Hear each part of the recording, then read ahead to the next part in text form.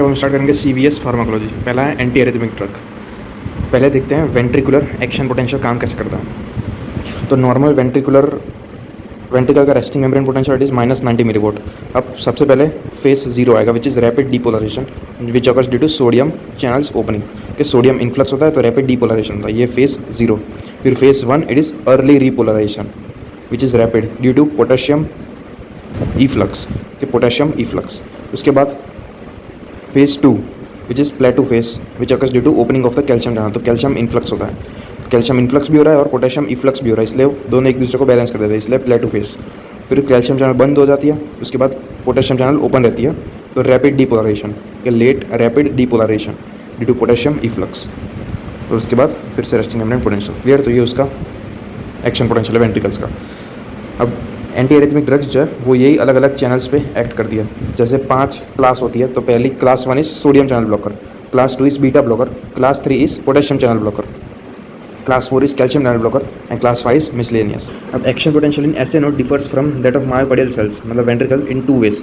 Depolarisation SA node में जो होता है it is due to calcium channels, के मायोकार्डियल सेल्स में it is sodium channels, S A node में it is calcium channels. And depolarization is initiated immediately after the hyperpolarization due to opening of funny channels, sodium या potassium funny channels, के SA node में funny channels होता है और वो repolarisation होने के बाद तुरंत ही हाइपरपोलराइजेशन कर देता है due to this funny channel. अब मायोकार्डियल सेल में जो ड्यूरेशन होता है between depolarization and repolarization it is denoted by QT intervals of the ECG। Okay, ECG में QT इंटरवल होता है, it denotes the duration between depolarization and repolarization. तो action potential अगर प्रोलॉन्ग होगा तो QT इंटरवल वो भी प्रोलॉन्ग होगा। क्लियर। अब एक ड्रग है which is ivabradine which is a funny channel blocker, it blocks SA node which decreases heart rate. Okay, ivabradine जो है वो एसए नोड को ही ब्लॉक कर देती है, तो एक्शन पोटेंशियल जनरेट नहीं हो पाता, तो हार्ट रेट लो हो जाती है। अब सिंपल चीज़ याद रखनी है कि जब हम ड्रग्स देते हैं तो सारी चैनल्स ब्लॉक नहीं होती, अराउंड 20 to 30% ही ब्लॉक होती है, इसलिए हार्ट रेट जनरेट होना, हार्ट रेट एकदम बंद नहीं हो जाती, वो स्लो हो जाती है क्योंकि चैनल्स वो 20 to 30% ब्लॉक हुई। Classification of anti arrhythmic drug, तो class 1 to class 5, mnemonic is systolic blood pressure calcium and last is miscellaneous. Okay, sodium channel blocker, beta blockers, potassium channel blockers, calcium channel blocker and miscellaneous. के class 1 anti arrhythmic they are sodium channel blockers, they are further divided into 3 types, class 1A, 1B and 1C। Class 1 आ गया मतलब वो sodium channel blocker है। अब ए मतलब ABC किस basis पर डिवाइड किया है, based on the reaction on the potassium channel. तो क्लास 1A जो है वो सोडियम चैनल ब्लॉकर तो है, साथ में पोटेशियम चैनल ब्लॉकर भी है। Class 1B sodium channel blocker है, साथ में पोटेशियम चैनल ओपनर्स है, ये पोटेशियम चैनल को ओपन करती है। क्लियर। क्लास 1C जो है वो सोडियम चैनल ब्लॉकर है और पोटेशियम चैनल ब्लॉकर भी, लेकिन खास इफेक्ट नहीं होता, तो सिर्फ सोडियम चैनल ब्लॉकर ही है क्लास 1C। अब duration of action of blocking sodium channel, तो class 1A 1 to 10 second, class 1B shortest less than 1 second, class 1C longest है, मोर देन 10 सेकंड तक सोडियम चैनल को ब्लॉक करके रखती है। अब इन ड्रग्स के हिसाब से action potential of the ventricle वो भी डिफरेंट होगा। नॉर्मली क्या हो रहा था, सोडियम इन्फ्लक्स की वजह से रैपिड डीपोलराइजेशन हो रहा था, लेकिन हमने ये सोडियम चैनल ब्लॉकर दिया तो फिर क्या होगा, रैपिड डीपोलराइजेशन की जगह वो स्लो डीपोलराइजेशन होगा, तो इस तरीके से स्लोप डेवलप हो जाएगा। इस तरह पोटेशियम चैनल ब्लॉकर दिए तो फिर रीपोलराइजेशन वो भी रैपिड हो रहा था, लेकिन वो रैपिड नहीं होगा, वो स्लोली होगा, स्लो रीपोलराइजेशन होगा। क्लियर। तो ये क्लास 1 है सोडियम चैनल ब्लॉकर, तो ये स्लो बन गया। फिर पोटेशियम चैनल ब्लॉकर, तो रीपोलराइजेशन वो भी स्लो होगा, तो इसमें जो एक्शन पोटेंशियल है वो प्रोलॉन्ग हो गया, तो वो प्रोलॉन्ग हुआ तो QT इंटरवल वो भी प्रोलॉन्ग हो जाएगा, QT प्रोलॉन्गेशन होता है क्लास 1A में। उसके बाद क्लास 1B, ये सोडियम चैनल ब्लॉक किया। क्लियर। तो ये स्लोप हो गया। उसके बाद ये पोटेशियम चैनल को ओपन कर देती है, तो रैपिड इफ्लक्स होता है पोटेशियम का, तो रैपिड रीपोलराइजेशन तो हो रहा था, उससे भी ज़्यादा फास्ट रीपोलराइजेशन होगा, तो ज़्यादा फास्ट रीपोलराइजेशन होगा, तो एक्शन पोटेंशियल का ड्यूरेशन वो कम हो जाएगा इसमें 1B में। क्लियर। एक्शन पोटेंशियल का ड्यूरेशन कम हो जाएगा, QT शॉर्टनिंग होगी 1B में। उसके बाद 1C, ये सोडियम चैनल को ब्लॉक करती है सबसे ज़्यादा टाइम के लिए, इसलिए इसमें स्लोप वो बहुत ज़्यादा है, कि ये सबसे कम ड्यूरेशन के लिए ब्लॉक करती है, इसमें सबसे कम है, इसमें मीडियम है, इसमें सबसे ज़्यादा स्लोप है। और पोटेशियम में कुछ खास इफेक्ट नहीं होगा, तो ऑलमोस्ट सिमिलर है। क्लियर। तो ये 1C, इसमें नॉर्मल QT इंटरवल रहता है। तो clear, 1A, 1B and 1C। ये सोडियम चैनल ब्लॉक, तो it cause delay in depolarisation, तो स्लोप डिक्रीज होगा। पोटेशियम चैनल ब्लॉक, तो डिले इन रीपोलराइजेशन, तो increase action potential duration, increase QT interval. QT interval बढ़ेगा, it causes increase risk of torsades, मतलब increase heart rate या ventricular tachycardia. तो class 1A जो QT prolongation करवाती है, it causes increase risk of torsades which is ventricular tachycardia. तो 1A itself is a pro arrhythmic drug, तो इसको हमें ध्यान से यूज़ करना पड़ता है। तो याद रखना है 1A it cause increase risk of torsades. Torsades de pointes ऐसा पूरा नाम है इसका। Maximum delay in depolarisation it is by 1C। Maximum delay in repolarisation it is by 1A। Clear. Early repolarisation कौन करता है? 1B पे early repolarisation due to potassium opening, potassium channel opening. QT prolongation seen in 1A increase risk of torsades. QT shortening seen in 1B, QT shortening seen in 1B and class 1C has no clinical significant effect on QT interval. तो ये याद रखना।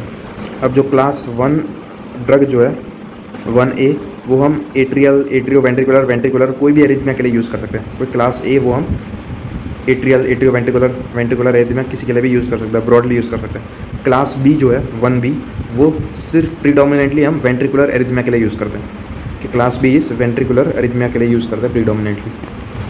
और class C का भी same है come to A। तो class 1A and C used in ventricular tachycardia, ventricular fibrillation, rhythm control in atrial flutter and fibrillation के रिदम कंट्रोल करने के लिए। And class 1C is most arrhythmogenic drug and use only in resistant cases.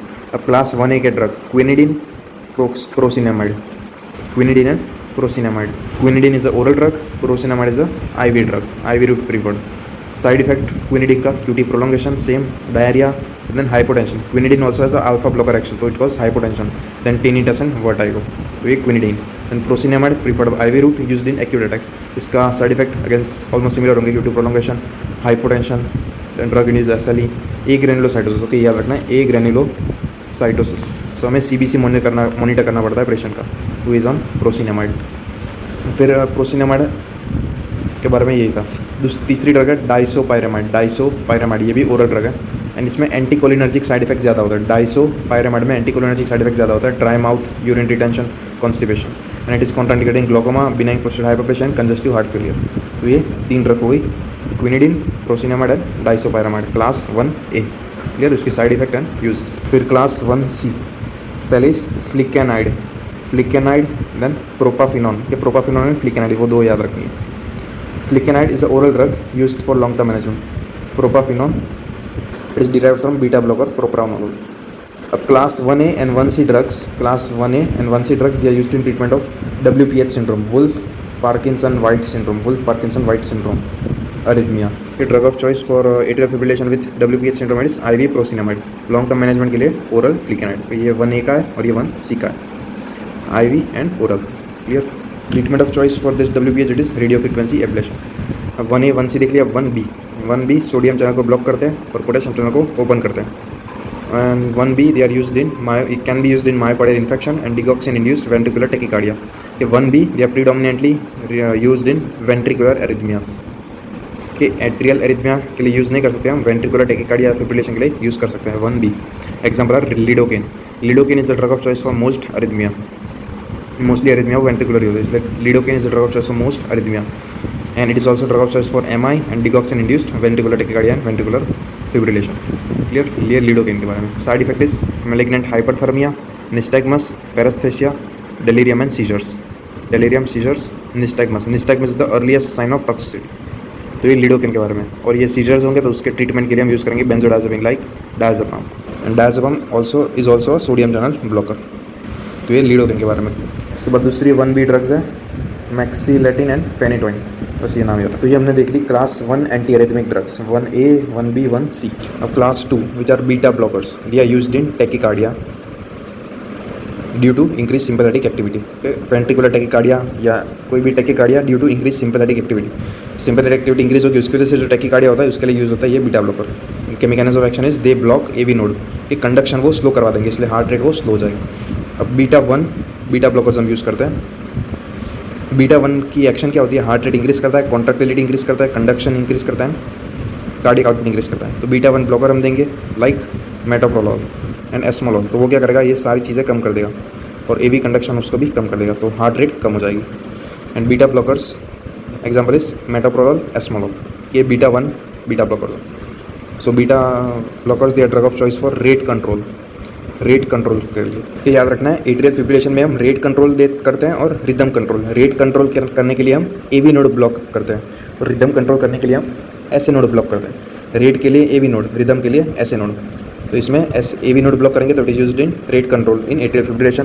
Then idiopathic ventricular tachycardia, ventricular premature beats, long term management of congenital long QT syndrome, SVT, PSVT etcetera.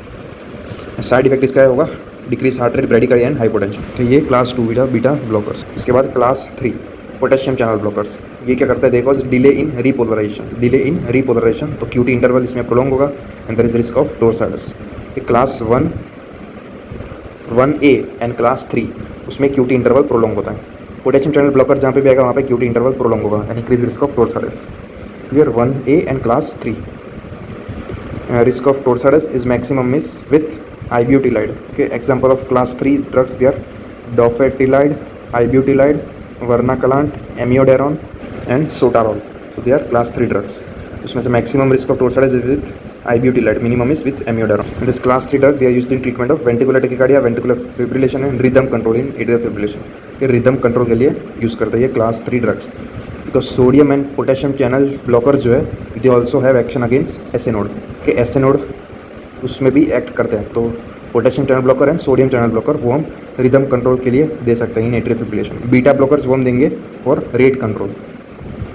देखते हैं amiodarone. Amiodarone is the most wide spectrum anti arrhythmic drug, longest acting and loading dosage required.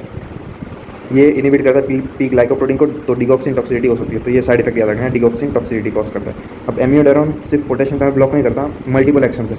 It is a blocker of potassium, predominantly potassium, लेकिन थोड़े sodium, calcium channel and beta receptor उनको भी block करता है। तो सारी action ये एमियोडारोन के पास होती है, इसलिए it is the most wide spectrum anti arrhythmic drug and has least risk of torsades. So it is a drug of choice for ventricular tachycardia, ventricular fibrillation and rhythm control in atrial fibrillation. Clear. तो ये एमियोडारोन। उसके बाद उसका side effect वो important है। तो side effect ये lung में कॉज करता है पल्मोनरी फाइब्रोसिस, आई में whorl like corneal deposits, skin में blue grey syndrome on sun exposure, ceruloderma and BP को कम करता है, हाइपोटेंशन, लिवर में लिवर टॉक्सिसिटी होती है, ग्रेनुलोमास फॉर्म होता है, देन हाइपोथायरॉइडिज्म कॉज करता है। ये सारी उसकी साइड इफेक्ट्स हैं। फिर mnemonic of side effects of amiodarone, it is the periphery of my lung, liver and cornea is photosensitive. T से हाइपोथायरॉइडिज्म, पेरिफेरी इसमें पेरिफेरल न्यूरोपैथी, माई से MI, लंग में पल्मोनरी फाइब्रोसिस, लिवर में liver toxicity granuloma, cornea में whorl like corneal deposits, photosensitive से rashes and blue grey syndrome on sun exposure. And जो hypotension होता है it is due to alpha 1 blockade action. तो ये side effects of amiodarone. उसके बाद class 4 drug. Class 4 drugs are calcium channel blockers. तो calcium channel blocker दो type के होते हैं, DHP dihydropyridines and non dihydropyridines. DHP वो यूज़ नहीं कर सकते हम because the itself cause arrhythmia, so इसलिए नॉन डाईहाइड्रोपाइरिडिन यूज़ करते हैं। Example is verapamil and diltiazem. इसमें verapamil is preferred, used in SVT and PSVT। तो ये क्लास 4 ड्रग। फिर क्लास 5 मिसलेनियस। उसमें पहला है एडिनोसिन। एडिनोसिन क्या करता है, AV नोड को ब्लॉक कर देता है। It stimulates adenosine 1 receptor and it blocks AV node, AV nodal block कर देता है। फिर इसकी दूसरी एक्शंस भी है। तो ब्रोंकाई में वो ब्रोंको कंस्ट्रिक्शन करवाता है एंड ब्लड वेसल में वेजो डायलेशन करवाता है। इसकी साइड इफेक्ट है hypotension and bronchoconstriction. So ये अस्थमैटिक पेशेंट या COPD पेशेंट में कॉन्ट्राइंडिकेटेड है एडिनोसिन। शॉर्टेस्ट एक्टिंग है and IV route is preferred. Uses IV adenosine is the drug of choice for acute attack of SVT and PSVT, use to maintain controlled hypotension during surgery and in diagnosis of coronary artery disease. तो ये adenosine के uses. Side effect is hypotension, flushing, dyspnoea and increase risk of atrial fibrillation. Contraindication is bronchial asthma, COPD। फिर magnesium sulphate, इसकी action is it blocks calcium channel, so in used in treatment of long QT syndrome. बस ये याद रखना, acute attacks of torsades, drug of choice is magnesium sulphate. फिर atropine, it increase heart rate, increase AV nodal conduction, drug of choice, it is the drug of choice in bradycardia. कि bradycardia अगर हुआ then atropine देंगे which increase heart rate and increase AV nodal conduction block के लिए भी use होता है ये atropine. And in treatment of inferior wall MI के तो एट्रोपिन के uses bradycardia, conduction block and inferior wall MI की ट्रीटमेंट के लिए। क्लियर। तो ये एट्रोपिन। उसके बाद डिगॉक्सिन AV नोड को ब्लॉक कर देता है, इससे used in long term management of SVT PSVT in patient with congestive heart failure. कि डिगॉक्सिन वैसे भी कंजस्टिव हार्ट फेलियर में यूज़ होता है और ये AV नोड को भी ब्लॉक करता है, तो इस can be used in management of SVT and PSVT। तो ये थे सारे एंटी एरिथमिक ड्रग। यहाँ पे समरी लिस्ट दी हुई है। मायोकार्डियल टिश्यू ब्लॉकर्स, तो potassium channel blocker and sodium channel blocker. ये सारे potassium channel, sodium channel 1A, 1B, 1C। AV nodal blockers ABCD। Okay, AV nodal blockers mnemonic is ABCD। फिर atropine and magnesium. Atrial arrhythmia के बारे में देखते हैं थोड़ा सा। सो इसमें मेन नेम हमारा होना चाहिए ब्लॉक द AV नोड, कि हमने देखा अभी ABCD, adenosine, beta blocker, calcium channel blocker and digoxin. यार AV nodal blockers. Adenosine is the drug of choice. Adenosine is the drug of choice in atrial arrhythmia. Long term के लिए कुछ भी use कर सकते हैं। अब एट्रियल फिब्रिलेशन या एट्रियल फ्लटर, इसमें adenosine is contraindicated. Adenosine it is contraindicated because it cause hypertension and bronchoconstriction. अब में treatment of choice in AFib it is cardioversion, लेकिन ड्रग में हम इसमें रेट कंट्रोल करेंगे और रिदम कंट्रोल। रेट कंट्रोल कैसे करेंगे हम? By AV blockers. Rhythm control कैसे करेंगे? By SA nodal blockers. AV blockers they are again adenosine तो कॉन्ट्राइंडिकेटेड, तो B C and D. SA nodal blockers they are sodium channel blocker and potassium channel blocker. उसमें से drug of choice वो था एमियोडारोन। Clear? तो ये management of atrial fibrillation and Flutter. Ventricular arrhythmia के लिए पोटेशियम चैनल ब्लॉकर्स, उसमें भी ड्रग ऑफ चॉइस एमियोडारोन और कुछ sodium channel blockers, and aim is to suppress the myocardium. तो ये था पूरा एंटी एरिथमिक ड्रग्स। तो देखते हैं एंटी एंजाइनल ड्रग्स। तो angina it is common disorder mostly occurring due to atherosclerosis. अब एंजाइना इसमें स्टेबल एंजाइना एंड वेरिएंट या प्रिजमेंटल एंजाइना, उसकी ट्रीटमेंट देखते हैं। स्टेबल एंजाइना एथेरोस्क्लेरोसिस प्लेक उसकी वजह से होता है। जब ये प्लेक अगर डिस्प्लेस हो जाएगा या ब्रेक डाउन हो जाएगा, it leads to unstable angina. Treatment is same as NSTEMI and STEMI. NSTEMI and STEMI together is known as acute coronary syndrome. अब ये एंजाइना में होता क्या? स्टेबल एंजाइना में क्या होता है? एथेरोस्क्लेरोटिक प्लाक होता है, वो ब्लॉक करता है, तो O2 एंड ब्लड सप्लाई वो कम हो जाता है टू द कोरोनरी आर्टरीज, तो O2 डिमांड इंक्रीज होती है to the myocardium, leading to ischaemia and pain. In short blood supply and oxygen supply वो कम हो जाता है।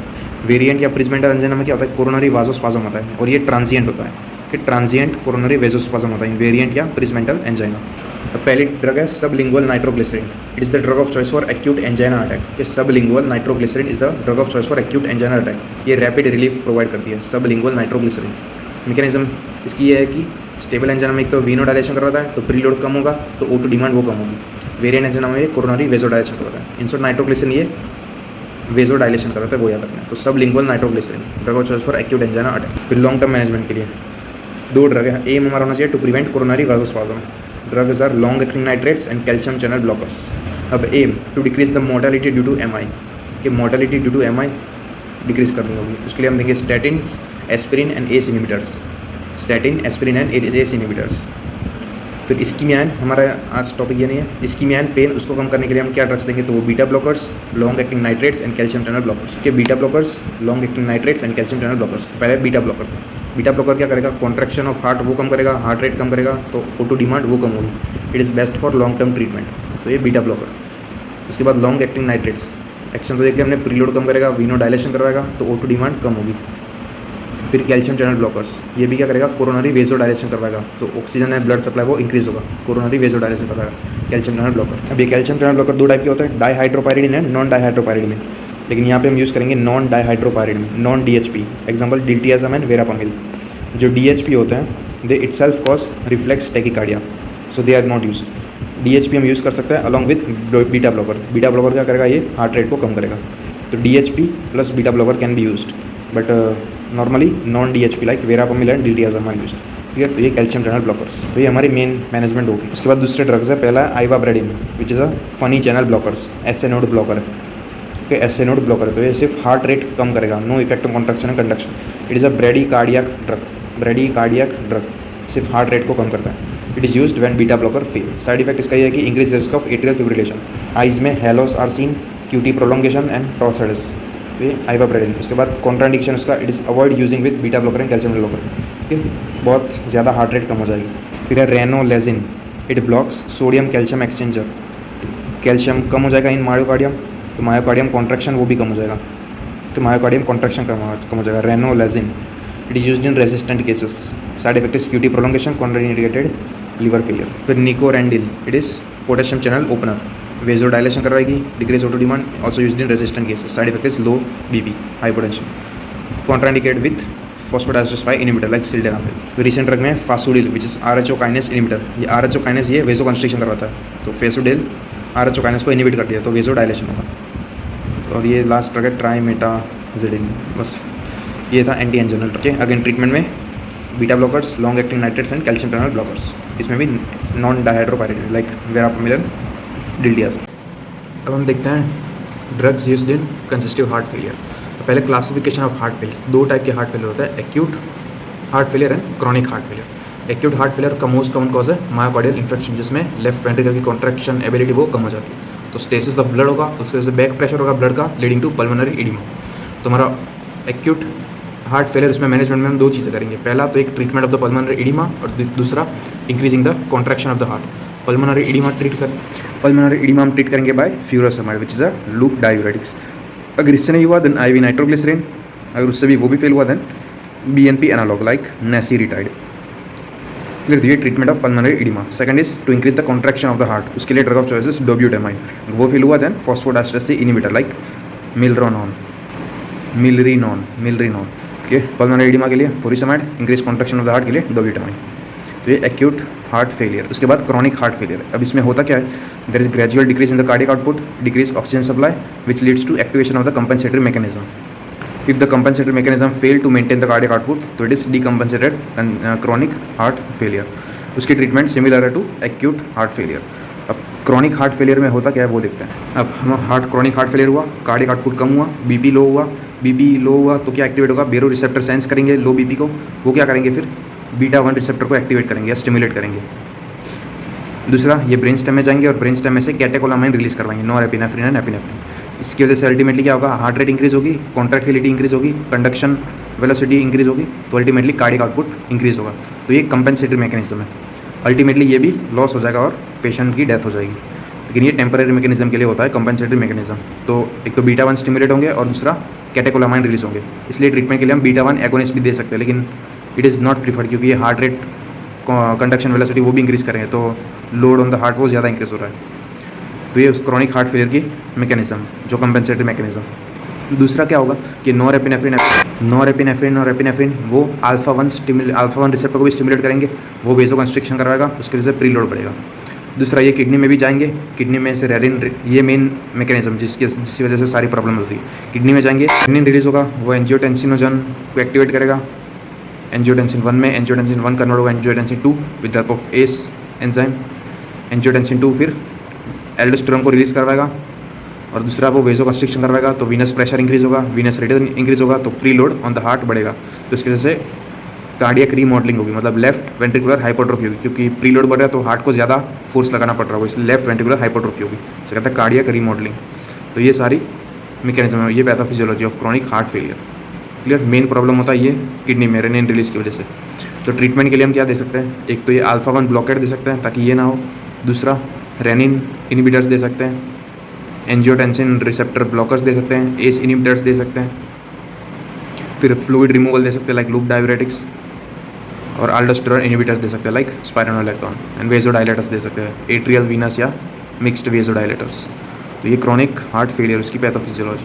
दूसरा, हम वाजोप्रेसिन एंटागोनिस्ट भी दे सकते हैं, वाजोप्रेसिन या एंटी डाययूरेटिक फार्म। वाजोप्रेसिन क्या कर रहा था, एक तो वेजो कंस्ट्रिक्शन कर रहा था, नाम में ही है वेजोप्रेसिन, तो वेजो कंस्ट्रिक्शन, और दूसरा वाटर रिटेंशन, तो इसलिए वेजोप्रेसिन एंटागोनिस्ट भी दे सकते हैं। क्लियर, इसमें भी यही लिखा हुआ है, रास एक्टिवेट होगा, ये सारी चीज़ होगी, तो उसमें मोर्टेलिटी ज़्यादा, मोर्टेलिटी के चांसेस इंक्रीज होंगे। तो एम इसमें होना चाहिए टू डिले द मोर्टेलिटी।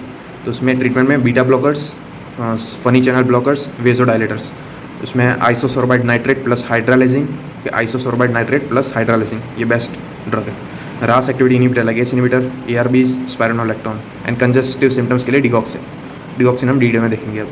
तो ये ट्रीटमेंट है for chronic congestive heart failure. फिर एक्यूट कंजस्टिव हार्ट फेलियर के एक और ड्रग है which is BNP analogue, brain natriuretic peptide. अब ये BNP क्या करता है, एक तो वेजो डायलेशन करवाता है, दूसरा सोडियम वाटर लॉस करवाता है बॉडी में से, तो इसलिए BNP analogue example is nesiritide, वो हम दे सकते हैं in acute congestive heart failure. Effect उसकी किडनी में से सोडियम एंड वाटर लॉस करवाएगा, so decrease blood volume and blood vessel में वेजो डायलेशन करवाएगा, so overall there will be reduce risk of developing pulmonary oedema. Example is nesiritide, route is IV and it is used in only in drug resistant pulmonary edema in acute CHF। तो ये पहली drug BNP। तो ये BNP जो है, एक तो BNP analogue देंगे, दूसरा ये BNP है, it is degraded by neutral endopeptidase, neutral endopeptidase, तो हम न्यूट्रल एंडोपेप्टिडेस इनिबिटर देंगे। एग्जाम्पल इज सेक्यूबिट्रिल, तो इसकी वजह से BNP डिग्रेड नहीं होगा तो उसकी एक्शन बढ़ेगी, सेक्यूबिट्रिल। क्लियर। फिर तीसरा है फॉस्फोडाइस्टरेस 3 इनिबिटर्स। अब फॉस्फोडाइस्टरेस 3 क्या करता है, साइक्लिक AMP को डिग्रेड करता है। साइक्लिक AMP क्या कर रहा था, हार्ट कॉन्ट्रैक्शन इंक्रीज कर रहा था, दूसरा वेजोडाइलेशन करवाता था। तो जब हम PDE3 उसको इनिबिट कर देंगे तो साइक्लिक AMP के लेवल्स इंक्रीज होंगे, तो हार्ट कॉन्ट्रैक्शन इंक्रीज होगा और वेजोडाइलेशन होगा। तो इसलिए दूसरा उसके बाद ड्रग है phosphodiesterase 3 inhibitor which is example is amrinone, milrinone, levosimendan. इसमें से milrinone is preferred and your levosimendan है, उसकी 3 एक्शन है, एक तो PD3 ब्लॉकर है, दूसरा it sensitize myocardium to calcium तो इंक्रीज कॉन्ट्रैक्शन, तीसरा है पोटेशियम चैनल ओपनर है तो वेजोडाइलेशन। तो ये लिवोसेमिडान की एक्शन। तो ये एक्यूट हार्ट फेलियर की ट्रीटमेंट इंक्रीज कार्डियक कॉन्ट्रैक्शन, उसमें डोबुटामाइन, डोपामिन, PDE3 ब्लॉकर्स। फिर टू ट्रीट पल्मोनरी एडिमा उसके furosemide, IV nitroglycerin and BNP analogue nesiritide. उसके बाद drugs used in chronic congestive heart failure जो पहले हमने देखी थी वो सारे, उसमें से hydralazine, IDN which is vasodilator, ivabradine funny channel blockers, sacubitril, spironolactone, ACE inhibitor, ARBs, beta blockers. हम ट्रीटमेंट स्टार्ट कैसे करेंगे, स्टार्ट कहाँ से करेंगे, ACE इनहिबिटर, ARB या बीटा ब्लॉकर्स, कुछ भी। बीटा ब्लॉकर्स बेस्ट है। इनिशियली ये ड्रग से स्टार्ट करेंगे, अगर नहीं हुआ देन डोज इंक्रीज करेंगे, अगर नहीं हुआ देन स्पाइरोनोलेक्टोन, उसके बाद आइवाब्रेडिन, लास्ट में IDN प्लस हाइड्रालिजिन। तो ये सीक्वेंस होगी। सिम्टोमेटिक ट्रीटमेंट के लिए डिगॉक्सिन। कि डिगॉक्सिन की एक्शन क्या होती है, वो हार्ट की कॉन्ट्रैक्शन फोर्स जो होती है उसको इंक्रीज करता है। It increase the contractility of the heart. इसके बारे में हम आगे देखेंगे डिगॉक्सिन। तो देखते हैं डिगॉक्सिन कुछ pharmacokinetics point. Good oral absorption, तो oral route preferred time taken for digital is 7 to 10 days। 7 to 10 days चाहिए होता है for its proper action. It is a substrate for P glycoprotein pumps. So इसलिए ऐसे drugs जो P glycoprotein pumps को degrade करते हैं वो उसके साथ हम नहीं देख सकते digoxin. It causes digoxin toxicity. Elimination is renal, तो रीनल फेलियर में भी नहीं दे सकते। अब इसकी मैकेनिज्म ऑफ एक्शन। अब डिगॉक्सिन करता क्या है, जो सोडियम पोटेशियम ATPase पंप होता है मायोकार्डियल सेल में उसको इनहिबिट करता है। अब ये सोडियम पोटेशियम पंप क्या करेगा, सोडियम को बाहर भेजेगा और पोटेशियम को अंदर लाएगा। पोटेशियम को अंदर लाएगा। अब डिगॉक्सिन ये पंप को इनहिबिट कर देता है, ब्लॉक कर देता है, तो बाहर पोटेशियम रहेगा और अंदर सोडियम रहेगा। तो इंट्रासेलुलर सोडियम अक्यूमुलेशन होगा और बाहर हाइपरकलीमिया होगा, कि हाइपरकलीमिया होगा क्योंकि पोटेशियम बाहर रहेगा इसलिए। अब अंदर बहुत सारा सोडियम अक्यूमुलेट होगा। अब एक और पंप होता है which is sodium calcium exchanger. Normally क्या करता है, यहाँ से सोडियम बाहर गया तो अंदर सोडियम कम हो गया, तो सोडियम को अंदर लाने के लिए सोडियम कैल्शियम एक्सचेंजर होता है। इससे सोडियम अंदर आता है और कैल्शियम बाहर जाता है। यहाँ एक L टाइप कैल्शियम चैनल होती है जिससे एक्शन पोटेंशियल के थ्रू जब एक्शन पोटेंशियल आता है तब कैल्शियम अंदर आता है। तो ये कैल्शियम बाहर जाएगा और सोडियम अंदर आएगा, तो इससे सोडियम अंदर मेंटेन रहता है, सोडियम का लेवल। अब एक बार ये पंप ब्लॉक हो गया तो सोडियम अंदर कलेक्ट होता रहेगा, तो उसकी वजह से क्या होगा, सोडियम की ज़रूरत ही नहीं है, तो ये सोडियम अंदर नहीं आएगा, तो कैल्शियम भी बाहर नहीं जाएगा, तो अंदर सोडियम का एक्यूमुलेशन तो हो रही है, साथ में ये कैल्शियम बाहर नहीं जा रहा, तो कैल्शियम का भी एक्यूमुलेशन हो रहा है। तो कैल्शियम का एक्यूमुलेशन होगा तो वो फोर्स ऑफ कॉन्ट्रैक्शन को इंक्रीज़ करवाएगा। क्लियर, कैल्शियम जो है फोर्स ऑफ कॉन्ट्रैक्शन को इंक्रीज़ करवाएगा। कैल्शियम भी धीरे धीरे एक्यूमुलेट होता रहेगा, इसलिए ये 7 to 10 days लेता है फॉर इट्स एक्शन। तो इस तरीके से मैकेनिज्म ऑफ एक्शन होती है डिगॉक्सिन की। अब डिगॉक्सिन क्या करेगा, हाइपरकलीमिया भी करवाता है, बाहर पोटेशियम का लेवल इंक्रीज़ होगा, और ये जो पोटेशियम है it limits the binding of digoxin to the sodium potassium ATPase pump. So अगर हम डायूरेटिक्स देंगे जिसमें पोटेशियम लॉस होता है तो हाइपोकलीमिया होगा तो पोटेशियम नहीं होगा बॉडी में, तो उसकी वजह से डिगॉक्सिन ज़्यादा बाइंड करेगा, तो उससे डिगॉक्सिन टॉक्सिसिटी होगी। Clear, potassium limits the binding of the digoxin to the sodium और पोटेशियम ATPase पंप। तो उसकी वजह से if the potassium levels are depleted due to diuretics, तो उसकी वजह से extra binding of digoxin to this pump happens, results in digoxin toxicity.